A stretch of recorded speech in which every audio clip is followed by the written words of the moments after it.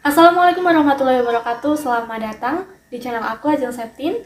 Pada video kali ini aku mau sharing tentang hal apa saja sih yang harus dipersiapkan dan juga dilakukan sebelum melakukan finalisasi atau menyimpan permanenkan akun LTMPT. Seperti yang kita ketahui bersama bahwa simpan permanen akun LTMPT tahun 2022 ini bisa dilakukan mulai pada tanggal Februari tahun 2022.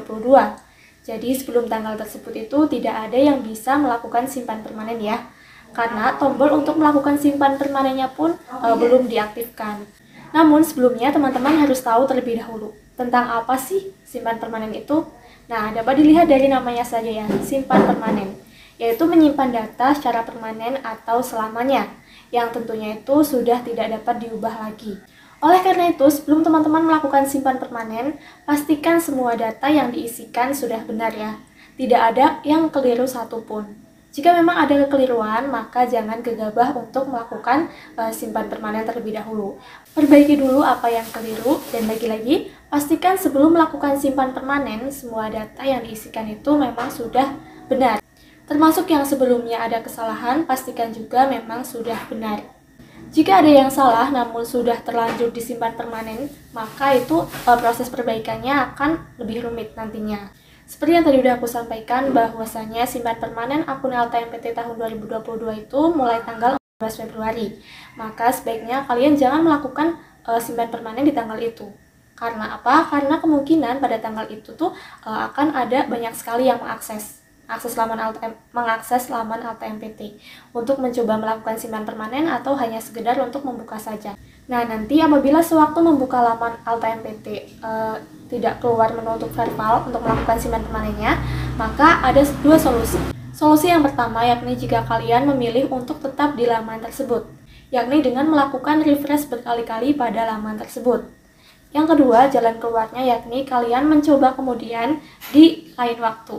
Jadi mencobanya kembali di lain waktu, misalnya 5 menit sekali atau 10 menit sekali. Bisa juga di waktu-waktu yang sepi seperti misalnya jam 6 sore atau jam 12 malam sampai dengan jam 4 pagi. Oh ya, pastikan juga ya sinyalnya itu bagus dan kuotanya juga harus diperhatikan dan harus ada. Karena kalau misalkan itu terkendala dari kuota dan sinyal, itu juga akan membuat susah, akan membuat ya terkendala gitu ya. Namun apabila kalian sudah melakukan cara itu dan belum bisa, maka tidak usah khawatir.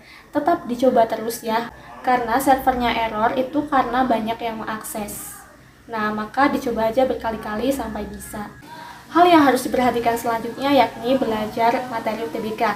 Belajar materi UTBK itu tidak hanya untuk yang tidak ikut SNMPTN. Siswa eligible yang ikut SNMPTN juga harus ikut belajar UTBK. Karena menjadi siswa eligible itu bukan jaminan diterima di jalur SNMPTN. Jadi apabila nantinya tidak diterima, maka beban materi yang harus dipelajari itu menjadi tidak banyak ya. Karena kan udah dicicil gitu dari awal-awal. Nah, kalian juga tahu kan bahwa materi UTBK itu kan banyak banget ya, dari kelas 10 sampai dengan kelas 12. Nah, untuk mendalaminya kembali itu nggak mungkin cuma butuh waktu yang singkat. Apalagi materi-materi TPA gitu, yang tentunya membutuhkan pemahaman yang lebih dalam. Kalau misalnya TPS itu kan masih bisa di logika ya, masih ada beberapa yang bisa di logika. Di TPS matematikanya itu pun matematika dasar gitu, dan juga matematika yang sederhana. Nah, paling yang harus dipahami banget gitu benar-benar tuh tentang tata bahasa Indonesia.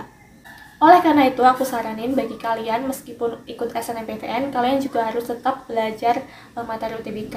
Kalian pengen kan menjadi mahasiswa PTN tahun ini? Nah, kalau misalkan pengen, maka harus berjuang dong.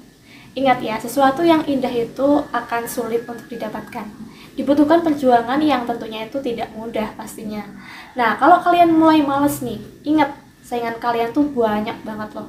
Gak cuma angkatan 2022 aja, tetapi kakak-kakak tingkat kalian dari tahun 2020 dan juga tahun 2021 masih juga bisa ikut SBMPTN. Dan mereka itu pada ambis-ambis loh. Jadi kalau misalkan kalian masih malas buat belajar UTBK, bener gak sih kalian pengen jadi maba PTN tahun ini? Selain dengan belajar UTBK, kalian juga harus bisa sambil mencari info-info seleksi. Kalian bisa menonton videoku yang ini untuk mengetahui seleksi apa saja sih yang bisa kalian ikuti selain SNMPTN dan juga SBMPTN, yang pastinya gratis pendaftarannya. Nggak harus diikuti semua kok, pilih mana yang paling cocok, yang ingin kalian ikuti aja gitu. Jadi kayak dibuat plan A, plan B, plan C gitu loh. Kalau misalkan nantinya plan A gagal, masih ada plan B. Kalau misalkan plan A dan B gagal, masih ada plan C, kan gitu. Misalnya plan A itu lewat jalur SNMPTN, plan B lewat jalur SBMPTN, dan plan C-nya itu lewat jalur mandiri. Seandainya nanti tidak lolos di SNMPTN maupun di SBMPTN, semoga jangan ya, maka kalian masih punya pegangan mandiri gitu. Oke, sekian informasi yang dapat aku sampaikan pada video kali ini. Banyak kekurangan dan kesalahan, mohon maaf. Semoga bermanfaat, dan wassalamualaikum warahmatullahi wabarakatuh.